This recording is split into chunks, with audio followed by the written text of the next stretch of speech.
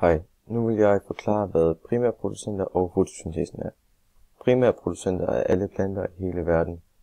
De kaldes primærproducenter, fordi de er et første led i græsningsfødekæden. Det er ligesom dem, der skaber grundlag for alt andet liv.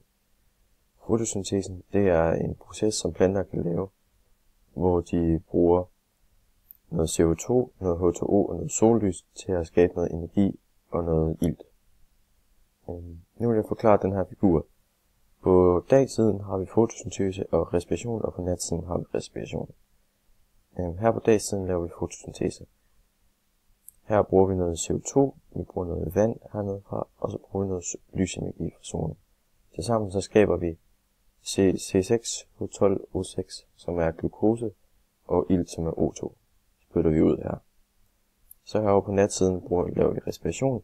Her bruger vi så det glukose, som vi har skabt, sammen med noget ilt, og så sammen laver det så noget CO2, som vi spytter ud her, noget vand, som er hernede, og noget ATP, altså energi, som den kan bruge.